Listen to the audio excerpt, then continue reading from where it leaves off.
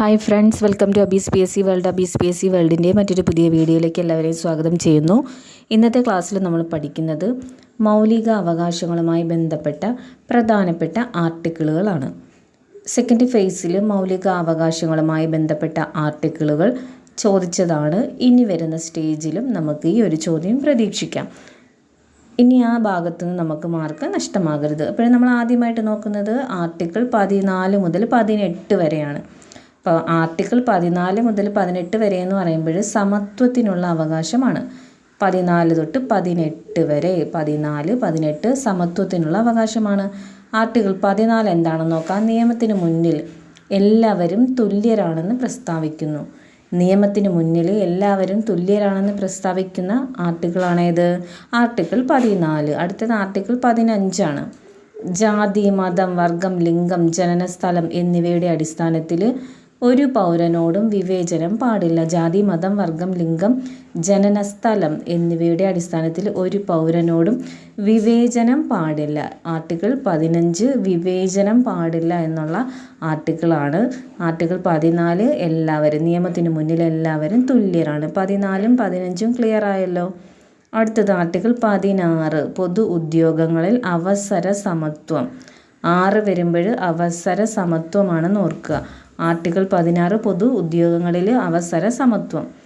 ഇനി ആർട്ടിക്കിൾ 17 അയിത്താചരണ നിരോധനം. അയിത്താചരണ നിരോധനമാണ് ആർട്ടിക്കിൾ 17. അടുത്ത ആർട്ടിക്കിൾ നമുക്ക് നോക്കാം.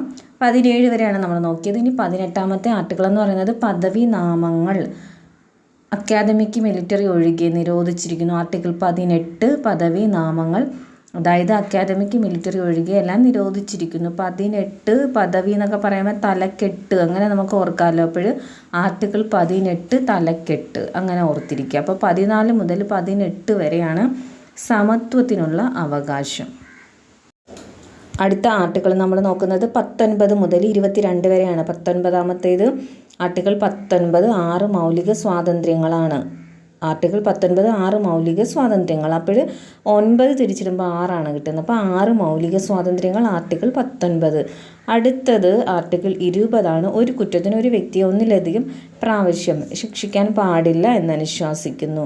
20 ഒരു കുറ്റത്തിന് ഒരു വ്യക്തിയെ ഒന്നിലധികം പ്രാവശ്യം ശിക്ഷിക്കാൻ പാടില്ല എന്ന് അനുശാസിക്കുന്നതാണ് ആർട്ടിക്കിൾ 20. 19, 20 ക്ലിയർ. അടുത്തത് ആർട്ടിക്കിൾ 21 ജീവനും വ്യക്തി സ്വാതന്ത്ര്യത്തിനുമുള്ള അവകാശം. ജീവനും വ്യക്തി സ്വാതന്ത്ര്യത്തിനുമുള്ള അവകാശമാണ് ആർട്ടിക്കിൾ 21.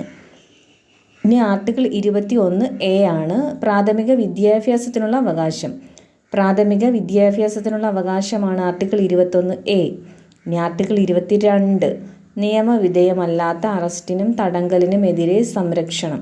നിയമവിധേയമല്ലാത്ത അറസ്റ്റിനും തടങ്കലിനും എതിരെയുള്ള സംരക്ഷണം ഉറപ്പ് നൽകുന്ന ആർട്ടിക്കിളാണ് ആർട്ടിക്കിൾ 22. അപ്പോൾ ആർട്ടിക്കിൾ 19 മുതൽ 22 വരെയുള്ളത് എന്താണ്? സ്വാതന്ത്ര്യത്തിനുള്ള അവകാശമാണ്. 19 6 മൗലിക സ്വാതന്ത്ര്യം, 20 ഒരു കുറ്റത്തിന് ഒരു വ്യക്തിയെ ഒന്നിലധികം പ്രാവശ്യം ശിക്ഷിക്കാൻ പാടില്ല എന്ന് അനുശാസിക്കുന്നു. 21 ജീവനും വ്യക്തി സ്വാതന്ത്ര്യത്തിനുള്ള അവകാശമാണ്. 21A ആണെങ്കിൽ പ്രാഥമിക വിദ്യാഭ്യാസം. 22 നിയമവിധേയമല്ലാത്ത അറസ്റ്റിനും തടങ്കലിനും എതിരെ സംരക്ഷണം. ഇത്രയും കാര്യങ്ങൾ ക്ലിയറായി എന്ന് കരുതുന്നു. വീഡിയോസ് ഇഷ്ടമാകുന്നുണ്ടെങ്കിൽ ലൈക്ക് ചെയ്യാനും ഷെയർ ചെയ്യാനും സബ്സ്ക്രൈബ് ചെയ്യാനും മറക്കാതിരിക്കുക. അടുത്തതായിട്ട് നമ്മൾ നോക്കുന്നത് ആർട്ടിക്കിൾ 23 ആണ്. 23, 24 നമ്മൾ നോക്കുന്നത്. 23ഉം 24ഉം.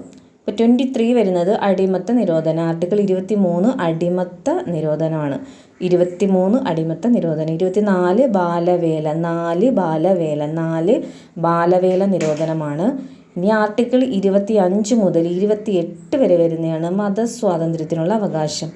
ആർട്ടിക്കിൾ 25 മുതൽ 28 വരെ മതസ്വാതന്ത്ര്യത്തിനുള്ള അവകാശമാണ്. ആർട്ടിക്കിൾ 23 തൊട്ട് 24 വരെ ഏതാണ്? ചൂഷണത്തിനെതിരായ അവകാശമാണ്. അതിൽ 23 എന്ന് പറയുന്നത് 23 അടിമത്ത നിരോധനം, 24 ബാലവേല നിരോധനം. 25 മുതൽ 28 വരെ മതസ്വാതന്ത്ര്യത്തിനുള്ള അവകാശമാണ്. അടുത്തതായിട്ട് ആർട്ടിക്കിൾ 29 മുതൽ 30 വരെ സാംസ്കാരികവും വിദ്യാഭ്യാസപരവുമായ അവകാശങ്ങളാണ്. ആർട്ടിക്കിൾ 29, 30 സാംസ്കാരികവും വിദ്യാഭ്യാസപരവുമായ അവകാശങ്ങളാണ്. അതിൽ ആർട്ടിക്കിൾ 29 ന്യൂനപക്ഷ വിഭാഗങ്ങളുടെ സാംസ്കാരിക സംരക്ഷണം. ആർട്ടിക്കിൾ 29 ന്യൂനപക്ഷ വിഭാഗങ്ങളുടെ സാംസ്കാരിക സംരക്ഷണമാണ്. 30 ന്യൂനപക്ഷ വിഭാഗങ്ങൾക്ക് വിദ്യാഭ്യാസ സ്ഥാപനങ്ങൾ തുടങ്ങാനും നടത്താനുമുള്ള അവകാശം. അപ്പോൾ 29 എന്താണ്? ന്യൂനപക്ഷ വിഭാഗക്കാരുടെ സാംസ്കാരിക സംരക്ഷണം. 30 ന്യൂനപക്ഷ വിഭാഗങ്ങൾക്ക് വിദ്യാഭ്യാസ സ്ഥാപനങ്ങൾ തുടങ്ങാനും നടത്താനുമുള്ള അവകാശമാണ്. അടുത്തത് ആർട്ടിക്കിൾ 32 ഭരണഘടനാപരമായ പരിഹാരങ്ങൾക്കുള്ള അവകാശം. ഏതാണ്? ആർട്ടിക്കിൾ 32 ഭരണഘടനാപരമായ പരിഹാരങ്ങൾക്കുള്ള അവകാശമാണ്. മൗലിക അവകാശങ്ങൾ ലംഘിക്കപ്പെട്ടാൽ സുപ്രീം കോടതിയെ സമീപിക്കാനും കോടതിക്ക് റിട്ടുകൾ പുറപ്പെടുവിക്കുവാനുമുള്ള അധികാരം നൽകിയിരിക്കുന്നു. അതാണ് ആർട്ടിക്കിൾ 32. മൗലിക അവകാശങ്ങൾ ലംഘിക്കപ്പെട്ടാൽ സുപ്രീം കോടതിയെ നമുക്ക് സമീപിക്കാം, കൂടാതെ കോടതിക്ക് റിട്ട് പുറപ്പെടുവിക്കാനുള്ള അധികാരം നൽകിയിരിക്കുന്ന ആർട്ടിക്കിളാണ് ആർട്ടിക്കിൾ 32 എന്ന് പറയുന്നത്. അങ്ങനെ ഇന്നത്തെ ക്ലാസ്സിലൂടെ നമ്മൾ പഠിച്ചത് എന്താണ്? നമ്മുടെ മൗലിക അവകാശങ്ങളുമായി ബന്ധപ്പെട്ടുള്ള പ്രധാനപ്പെട്ട ആർട്ടിക്കിളുകളാണ് നമ്മൾ പഠിച്ചത്. മൗലിക അവകാശങ്ങളുമായി ബന്ധപ്പെട്ട പ്രധാനപ്പെട്ട ആർട്ടിക്കിളുകളാണ് പഠിച്ചത്. എല്ലാവരും നന്നായിട്ട് തന്നെ പഠിക്കുക. വീഡിയോസ് ഇഷ്ടമാകുന്നുണ്ടെങ്കിൽ ലൈക്ക് ചെയ്യാനും ഷെയർ ചെയ്യാനും സബ്സ്ക്രൈബ് ചെയ്യാനും മറക്കാതിരിക്കുക.